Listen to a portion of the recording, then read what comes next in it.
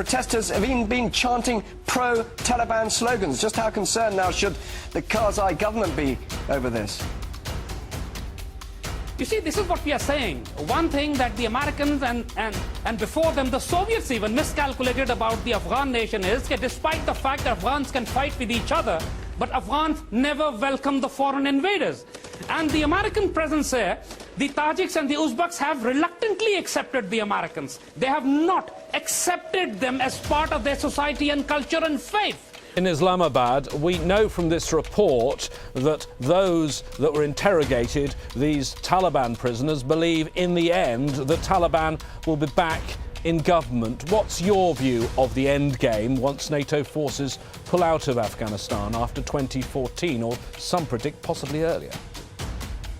You see, the point is, the Taliban, just like the Afghan resistance of the 80s, we were sure at that time that sooner or later, we would beat the Soviets. We would push them out of Afghanistan. And that euphoria exists in the Afghan resistance even today. And now when Americans are coming down to talk to them, now when the Americans are talking of an exit strategy, the fact is simple. The Afghan confidence is at an all-time high. And they feel that now they are in a negotiating position that they can dictate their terms to the Americans and the NATO. And they are definitely right in that, because if we haven't noticed, Americans are not seem to be gaining ground in Afghanistan. The war in Afghanistan. It's basically the Grey's Anatomy of wars. We all thought it ended years ago, but somehow it's still going strong. And now, with the war in its 18th year, we're learning for the first time how badly Americans have been played. Tonight, newly released documents raise serious questions about whether the American people were lied to about the progress of the war in Afghanistan, the longest in our history. A massive new trove of confidential documents obtained by the Washington Post reveals U.S. officials systematically lied to the American public about the Afghan war, virtually since the beginning, 18 years ago. The objective: to conceal widespread fears that America was losing. The rosy picture that's been painted by our political and military leadership is not the real picture on the ground. Yes, for 18 years, the American government has been painting a rosy picture, telling Americans everything has been going great in Afghanistan, when in reality, it's a total shit show. अब वक्त आ गया है कि पाकिस्तान अपनी Afghan policy को मुकम्मल तौर पर तब्दील कर दे। पिछले 20 बरस से पाकिस्तान जिस अफगान पॉलिसी को लेकर चल रहा है, उसमें हमें 1 लाख से ज़ायद शहादतें मिली हैं, 150 अरब डॉलर से ज़ायद पाकिस्तान को नुकसान हुआ है, और पाकिस्तान तकरीबन तबाही के इतने दहाने तक पहुंच चुका था कि 2007 में CIA की असेसमेंट थी कि 2015 तक पाकिस्तान दुनिया के नक्शे पर इस हैसियत से मौजूद नहीं रहेगा। मुशर्रफ की हुकूमत हो, जरदारी की हो, नवाज शरीफ की हो, या उसके बाद आज इमरान की, अफगान पॉलिसी हमारी वही है, वही तबाहकुन अफगान पॉलिसी है जो 9/11 के बाद हमने बनाई थी। हम क्यों ये बात कर रहे हैं कि अफगान पॉलिसी तब्दील करने की जरूरत है, तो उसकी वजूहात हमें तारीख में तलाश करनी पड़ेगी। जब से पाकिस्तान बना है, 1947 से ही लेकर पाकिस्तान के अंदर मुसलसल अफगानिस्तान की जानिब से फसादात और दरअंदाजियां होती रही, बाकायदा हमले किए गए हैं, जंगें पाकिस्तान के खिलाफ बर्पा की गई हैं, पख्तूनिस्तान और बलूचिस्तान की आज़ादी की बगावतों को भरपूर हिमायत दी गई है अफगानिस्तान की जानिब से, और पश्तूनिस्तान का फसाद तो आज तक जारी है। तमाम वो दौर पाकिस्तान बनने के बाद से लेकर, चाहे वो ज़ाहिर शाह का दौर हो, फिर उसकी हुकूमत के बाद सरदार दाऊद का, और उसके बाद काबुल हुकूमत में जो कम्युनिस्ट रजीम्स थी, खल्क और परचम पार्टी की, बबरक कारमल हो, नजीब हफीजुल्लाह अमीन हो या तरकई हो, हत्ता कि 1979 में जब सोवियत इन्वेजन अफगानिस्तान में होती है और उसके बाद नजीबुल्लाह की हुकूमत आती है, उस वक्त से लेकर 1996 तक, 1996 तक पाकिस्तान के अंदर सिर्फ फसाद, दहशतगर्दी, जंगें अफगानिस्तान की जानिब से आती रही हैं। ये मसला सिर्फ 1-2 साल का नहीं है। जैसे कहा, पाकिस्तान बनने के वक्त से लेकर अफगानिस्तान पाकिस्तान के वजूद को तस्लीम नहीं करता रहा। ड्यूरेंट लाइन का फसाद इन्होंने हमेशा से ही मचा के रखा हुआ है कि हम ड्यूरेंट लाइन को तस्लीम नहीं करते। ہم تاریخ کے آئینے میں اگر دیکھیں تو صرف 1996 سے لے کر 2001 تک 1996 سے 2001 کے درمیان کا وہ وقفہ ہے جب افغانستان پر جب کابل پر افغان طالبان کی حکومت تھی. یہ وہ وقت ہے کہ جب پاکستان میں کوئی دہشت گردی نہیں ہو رہی تھی. پہلی مرتبہ پاکستان افغانستان تعلقات اس حد پر پہنچ چکے تھے کہ بھارت کا تمام صفایا کر دیا گیا تھا افغانستان سے. پاکستان میں کوئی ٹی ٹی پی, کوئی بی ایل اے, کوئی دہشت گردی نہیں ہو رہی تھی. اور پہلی مرتبہ ایک امن اور سکون کا دور تھا کہ پاکستان میں ہر طرح سے ہماری مغربی سرحدیں محفوظ ہو چکی تھیں. جیسے کہا کہ تاریخ کو اگر آپ اٹھا کے دیکھیے تو مسلسل پاکستان میں دہشت گردی افغانستان کی جانب سے ہوتی رہی ہے. چاہے الذوالفقار پیپلز پارٹی کی بنائی ہوئی دہشت گرد تنظیم ہو جو 80s میں بنی, اس کا مرکز بھی کابل تھا. ہم پی آئی اے کا جہاز اغوا کر کے سلام اللہ ٹیپو جو تھا, مرتضیٰ بھٹو, یہ سارے لوگ اس کو کابل لے کر گئے تھے, جہاں پر ہمارے رحیم ہمارا جو ایمبیسڈر تھا, ہمارا ایک ڈپلومیٹ تھا, اس کو بھی شہید کیا گیا تھا. اور کابل سے پھر وہ جہاز شام بھیجا گیا تھا جہاں پہ بشار حافظ الاسد کی حکومت تھی جو اگین بھٹو کی حمایتی تھی. بشار الاسد, حافظ الاسد کی حکومت, صدام حسین اور لیبیا کا قذافی, یہ سب بھٹو کے بہت نزدیک تھے اور کھل کر یہ الذوالفقار کی مدد کرتے تھے پاکستان میں دہشت گردی کرنے کے لیے. اس کے ساتھ ساتھ خاد اور کے جی بی, سوویت انٹیلیجنس اور افغان انٹیلیجنس. پوری 80s کی دہائی پاکستان میں صرف دہشت گردی ہوتی رہی ان تمام دہشت گرد تنظیموں کی جانب سے. 1996 میں جب افغان طالبان آئے تو پہلی مرتبہ بھارت کا اثر و رسوخ افغانستان سے ختم کیا گیا. 9/11 کے بعد جب امریکنز نے افغان طالبان کو ہٹا دیا اور ان کی جگہ پر وہی پرانے کمیونسٹ ایلیمنٹس واپس آ گئے کابل میں, اس وقت سے لے کر آج تک پاکستان میں 1 لاکھ شہادتیں ہو چکی ہیں. 150 ارب ڈالر سے زائد ہم نقصان کر چکے ہیں. تو کیوں پاکستان مسلسل اصرار کر رہا ہے اس بات پر کہ ہم کابل کی ایک ناجائز پپٹ رجیم کو, ایک کٹ پتلی حکومت کو افغانستان کی جائز حکومت تصور کرتے ہوئے اس کے ساتھ وہی سفارتی تعلقات رکھیں گے جو عالمی سطح پر کسی بھی جائز حکومت کے ساتھ رکھا جاتا ہے, چاہے کارزائی کی حکومت ہو یا اشرف غنی کی حکومت ہو. اس کے اطراف میں جتنے اس کی intelligence, Afghan N D S ہے یا افغان آرمی ہے, وہ سارے ایلیمنٹ ہیں جو پرانے کمیونسٹ ہیں, جو پاکستان کے دشمن ہیں, پاکستان مخالف ہیں, اور ان کے ہاتھوں سے پاکستانیوں کا خون ٹپک رہا ہے. ہمارا تقریباً ایک پورا ڈویژن 12-13 ہزار افسر اور جوان شہید اور زخمی ہو چکے ہیں, ان کے ہاتھوں ضائع ہوئے, 1 لاکھ سے زائد جیسے کہا پاکستانی. تو کیوں, یہ کیا وجہ ہے کہ ہم مسلسل ابھی تک وہی پالیسی اپنائے ہوئے ہیں جو امریکنز ہمیں ڈکٹیٹ کرتے ہیں. مشرف کے بارے میں کہا گیا کہ انہوں نے صرف امریکن پالیسی, امریکہ کے ایک فون کال کے اوپر سرنڈر کر دیا اور پورا پاکستان اور اس کے ہوائی راستے اور زمینی راستے امریکنز کو دے دیے. مگر کیا بعد والی حکومتوں نے کوئی تبدیل کیا؟ نہیں. ہم نے افغان طالبان کو کبھی بھی آفیشلی ریکگنائز نہیں کیا, عزت نہیں دی. ہمیں افغانستان کو کیسے ڈیل کرنا چاہیے تھا, اس کے لیے ہمیں ترکی سے سیکھنا پڑے گا.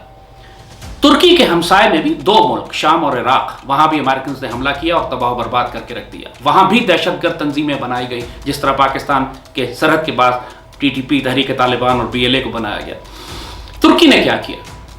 ترکی نے اپنی فوجیں عراق اور شام دونوں ملکوں میں داخل کی, اثاثے پیدا کیے, اپنے مسلح گروہ تیار کیے. خود جو مسلح گروہ موجود تھے عراق میں اور شام میں, ان کو اپنی سرپرستی میں لیا اور ان کے ذریعے ان تمام دہشت گرد گروہوں کے خلاف مسلح کارروائیاں کی جو ترکی کے خلاف کارروائی کرنے جا رہے تھے, چاہے وہ پی کے کردش ہوں, چاہے وہ آئیسس داعش ہو, یا اس کے علاوہ کوئی اور دہشت گرد گروہ. اور اب داخل ہو کے شام میں اور عراق میں انہوں نے بفر زون قائم کیے, فوجیں لے کے اندر داخل ہو گئے اور باقاعدہ سیکیورٹی زون قائم کیے جہاں پہ ان کے حلیف مسلح گروہ ان کی مفادات کا تحفظ کرتے تھے. پاکستان کے لیے سب سے آسان کام یہی تھا کہ افغان طالبان کو پاکستان کی سرحدوں کی دوسری جانب اس قدر مسلح اور مضبوط کر دیتے کہ ایک بفر زون قائم ہو جاتا, اور ان کی حمایت اور تائید کے لیے ہم اپنی پوری فضائی اور اپنی زمینی طاقت کو استعمال کرتے تاکہ کوئی دہشت گرد گروہ پاکستان کی سرحدوں کے نزدیک اپنا مرکز نہ بنا سکے. ہم نے باڑ لگانی شروع کر دی, ایک فینس لگائی, لیکن یہ ایک ڈیفینسو اور ری ایکٹیو پالیسی کسی صورت میں دشمن کے حملوں کو نہیں روک سکتی جبکہ دشمن پہلے ہی اس باڑ کے اس جانب پاکستان کے جانب ہماری صفوں میں داخل ہو چکا ہے. پشتون تحفظ موومنٹ کے لوگ ہماری صفوں کے درمیان موجود ہیں.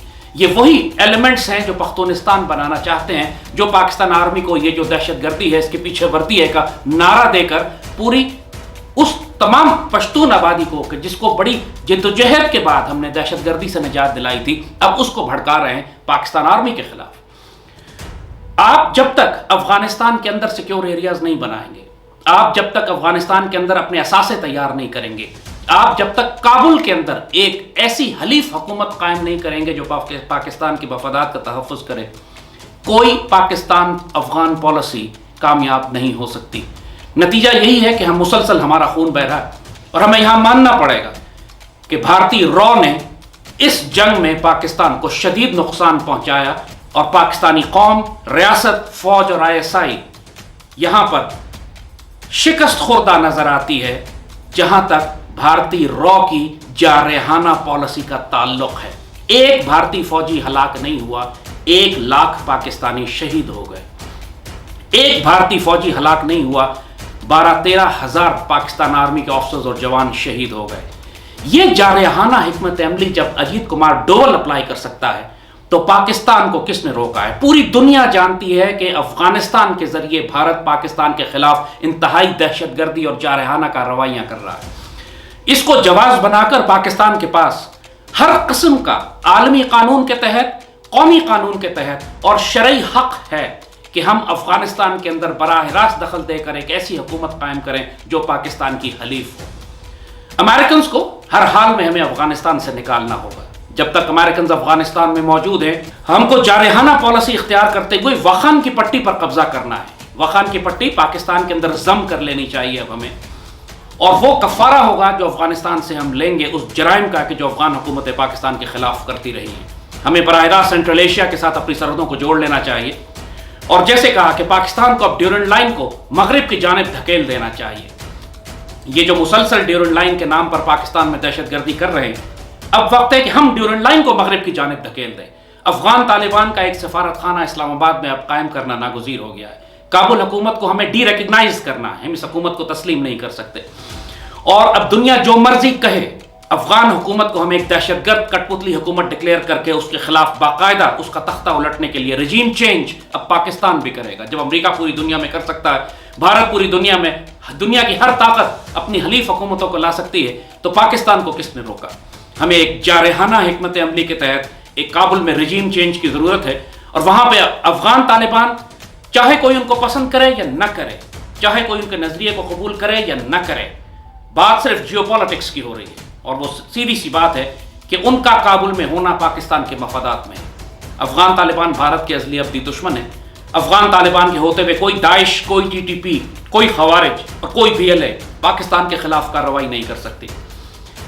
پاکستان کب اپنی اس پالیسی کو تبدیل کرے گا یہ اللہ بہتر جانتا ہے۔ جیسے کہا 20 سال ہو چکے ہیں، 3 حکومتیں گزر چکی ہیں، تقریباً یہ 4تھی حکومت ہے، اس کے باوجود ہم اسی پاگل پن کو فالو کر رہے ہیں کہ جس کے نتیجے میں مسلسل ہماری لاشیں گر رہی ہیں، ہماری جانوں کی، ہمارے سپاہیوں کی، ہمارے سویلینز کی، ہماری قربانیاں ہمیں دینی پڑ رہی ہیں، اور ہم ایک ریئیکٹیو ڈیفینسو پالیسی کے تحت صرف باڑ لگا کے اپنے آپ کو اس کے پیچھے چھپانے کی کوشش کر رہے ہیں، جبکہ دشمن آلریڈی باڑ کو کراس کر کے ہماری صفوں میں داخل ہو چکا ہے۔ بھارت کی ساری اسٹریٹجی جو مشرق کی جانب سے پاکستان پر حملہ کرے گا وہ یہی ہے کہ مغرب سے افغانستان کی جانب سے دہشت گرد ایلیمنٹس کو، اور جو ہماری صفوں میں آلریڈی وہ داخل کر چکا ہے، ان کو بھی پاکستان آرمی کی پشت پر چھوڑ دیا جائے گا۔ پاکستان آرمی مشرق میں بھی لڑے گی، مغرب میں بھی لڑے گی، اور اس کی پشت بھی غیر محفوظ ہوگی۔ یہ جو ہم شدید غلطیاں پچھلے 20 سال کر چکے ہیں، آنے والے وقتوں میں اس کا بہت بھاری کفارہ ہم کو دینا پڑے گا۔ ابھی بھی وقت ہے کہ پاکستان کو انتہائی جارحانہ پالیسی اختیار کرتے ہوئے فیصلہ کن طور پر یہ فیصلہ کرنا پڑے گا کہ ہم کابل میں ایک ایسی حکومت رکھیں گے جو پاکستان کی حلیف اور حمایتی ہوگی، اور کسی صورت میں کسی دہشت گرد گروہ کو افغانستان میں اجازت نہیں دے گی کہ پاکستان کے خلاف کارروائی کرے۔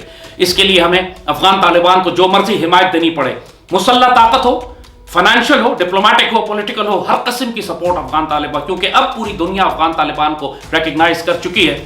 وہ امریکہ بذات خود گھٹنوں پر آ کر افغان طالبان سے معاہدے کرنے کی کوشش کر رہا ہے، اور اب اگر امریکنز نے اس معاہدے کو توڑا جو افغان طالبان کے ساتھ وہ کر چکا ہے، تو پھر ایک مرتبہ پھر جنگ بھڑک اٹھے گی افغانستان میں، اور اس بھڑکی ہوئی جنگ میں بھارت کو پھر موقع ملتا ہے کہ داعش اور TTP اور BLA جیسے دہشت گرد گروہوں کو افغانستان میں منظم کر کے پاکستان کے خلاف दोबारा से लॉन्च करे। सो वक्त है पाकिस्तान के हुक्मरानों को, सिपह सलार को, ISI को अपनी तमाम गलतियों पे बहुत संजीदगी से गौर करना पड़ेगा और जारहाना तौर पर भारतीय रॉ को हमने अब अफगानिस्तान में रोकना है। अजीत कुमार डोवल खुल के कह चुका है कि हम अफगानिस्तान के जरिए दहशतगर्द गिरोह पाकिस्तान में भेज रहे हैं। यह चार्जशीट उसके खिलाफ काफ़ी है कि पाकिस्तान अब उन्हीं की बाजी उनके खिलाफ पलट दे। अफगान तालिबान हमारा सबसे बड़ा असासा है अफगानिस्तान में। जैसे कहा, उनके नज़रिए से कोई भी इख्तलाफ करे, लेकिन जहाँ तक पाकिस्तान के दिफा का ताल्लुक़ है वो पाकिस्तान के हलीफ, हिमायती और मुसलमान भाई हैं जो आने वाले वक्तों में हर सूरत में अफगानिस्तान पर हुकूमत करेंगे। हमें फ्यूचर प्लानिंग करनी है, अपने एसेट्स को महफूज करना है, अपनी we have to hedge our bets as they से, और आने वाले वक्तों के लिए हमने पाकिस्तान के इंटरेस्ट को मगरबी सरहदों से भी महफूज करना है। अब वक्त नहीं है ज़्यादा हमारे पास, भारत बिल्कुल हमला करने के लिए तैयार है। मैं बहुत ज़ोर दे के ताकीद से हुकूमत पाकिस्तान से कहूँगा कि मुशर्रफ दौर की, जरदारी दौर की, नवाज शरीफ दौर की अफगान पॉलिसी को तब्दील करें। यह खुदकुशी है, पाकिस्तानी रियासत को यह तबाह करवा देगी। अब वक्त है कि हम अमेरिका के सामने आंखों में आंखें डालकर खड़े हों और उससे तलब करें टाइम टेबल कि हम अफगानिस्तान से कब निकलते हो। अगर अफगानिस्तान में थोड़ी बहुत सिविल वॉर होती भी है तो वो सिविल वॉर पाकिस्तान के मफादात को नुकसान नहीं पहुंचाएगी, ना उससे दहशतगर्दी पाकिस्तान में दाखिल होगी। इतनी इस ऑक्यूपेशन फोर्स को, गैर मुल्की ताकतें जो अफगानिस्तान में मौजूद हैं, जिनके साए में भारत पाकिस्तान से जंग कर रहा है, अब उन गैर मुल्की ताकतों को भी अफगानिस्तान से निकालने का वक्त आ चुका है।